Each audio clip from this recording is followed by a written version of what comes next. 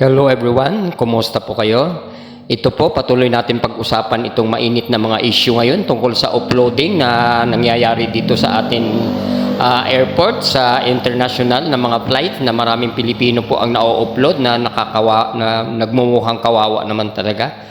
At papakita ko lamang po sa inyo ang dating Senate hearing na pinag-usapan yung tungkol sa isang pasahero na in-offload nang dahil sa hinihingan siya ng kung ano-ano. Isa na nga yung sumikat na yearbook na yan. Kung ano-ano mga hinihingi sa kanya hanggat sa siya ay naiwan ng eroplano na gumastos pa siya ng another 20,000 para makapunta ng Israel. So far naman nakaalis siya. At the same time, ang balita ko po, nagkaroon po ng administrative suspension yung immigration officer na nag-interview po sa kanya na nanghingi ng yearbook. Ang balita ko, yun nga po, administrative suspension or inilipat yata sa trabaho, inalis doon sa pag-i-interview ng mga travelers. So ito po mga kaibigan, pakinggan natin kasi ito ay nangyari kamakailan lamang po na inimbestigahan ng mga Senado yung tungkol nga dito sa offloading na ito na kinukusyon lahat, pati nga itong si Senador Grace po, kinukusyon yung tungkol sa CCTV na dapat ilabas para mapatunayan talaga na nangyari nga itong ganito para dalawang panig ang makikita at mapapakinggan. So ako naman po ay nagpapasalamat at natutuwa sa kanilang masusing investigasyon na ito upang matulungan nga naman talaga ang ating mga kapwa Pilipino. Lagi nyo pong alalahanin mga kaibigan, mga kababayan. Each and every Filipino have the rights to travel. So lahat tayo, bawat isang Pilipino ay mayroon pong karapatan magbiyahe dito sa ating bansa o sa ibang bansa man na hindi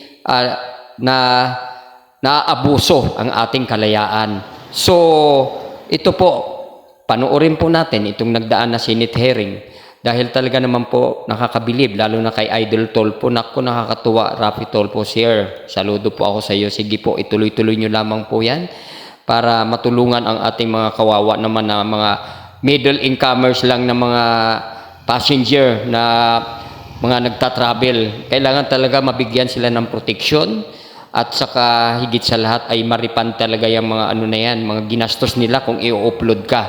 I-refund ng immigration, ibabawas dun sa kanilang budget kasi yun ang pinag-uusapan na po ngayon mga kaibigan.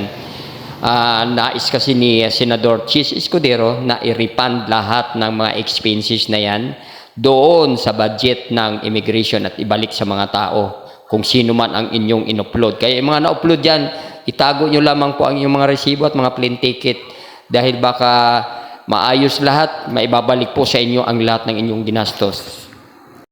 So ito po mga kaibigan, panoorin po natin itong Senate hearing. Sasakay sana sila ng isang commercial flight. Hinarang at hinanapan ng school records tulad ng yearbook, diploma, President, transcript of records, even bank statements. May mga reklamo ako na natanggap na gano'n. Oo. Hinanapan pati ng mga health certificates, pati mga barangay clearances. Gali.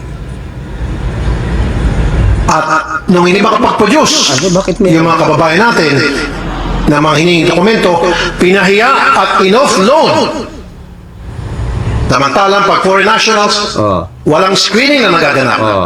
In-escortan pa, papasok sa aeroplano. Sinabi ko dun eh. Bakit?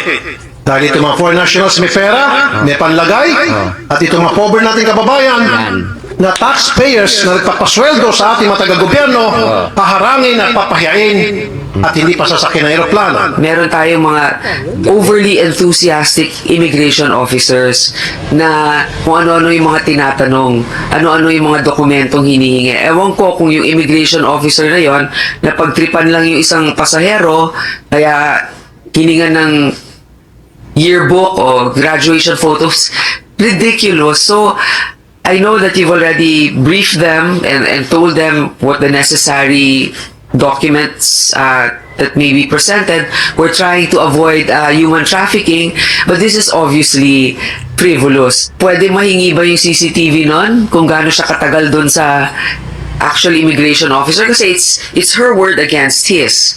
But then, clearly, ang hirap inventohin ng storya na yon. So, kung may CCTV doon, malalaman if unusually matagal siya doon sa booth na yon. We're trying to retrieve also the recording, considering that it happened December 22, 2022.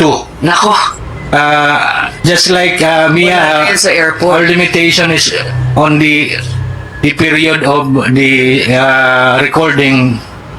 We only have also 30 days. Starting today, we have retraining of our supervisors. And we will be conducting also pocket trainings while at the airport.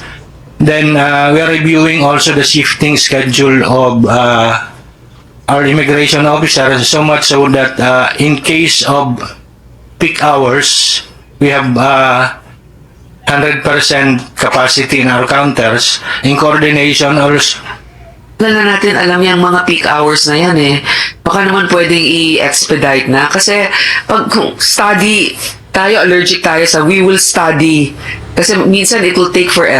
So ayan po mga kaibigan, medyo naputol ang ating pinapakinggan pero itutuloy ko lamang po ang sinasabi ni butihing Senadora Grace po na ayaw niya yung mga sagot na mga we will study pa ma'am, we will study, dahil yun nga daw po, ang we will study, sometimes it will take forever hanggat sa wala na, hanggat sa nakalimutan na. Kaya pinapa-expedite niya po ang pagkuha ng mga CCTV footage doon sa pangyayari na yun para maimbestigahan na po. Pero so far, yun nga, ang alam ko, nagkaroon na po ng administrative sanction yung IO na yan or immigration officer na nag-interview na nanghingi ng yearbook at saka mga pictures. Nagkaroon na po siya ng administrative sanction. So ayan po mga kaibigan. Kaya po inuulit ko, lagi nyo pong tatandaan mga kababayan na each and every Filipino have the rights to travel. Meron po tayong karapatan. Bawat isang Pilipino ay may karapatan magbiyahe nang hindi naaabuso ang ating karapatan. So ayan po, nagpapasalamat po ako sa ating mga butihing senador na iniimbestigahan na po ito ngayon tungkol sa problema ng uploading dito sa NAIA. Hanggang sa muli po, marami pa po tayong pag-uusapan tungkol dito sa uploading issue na ito mga kaibigan. Bye-bye and take care everyone.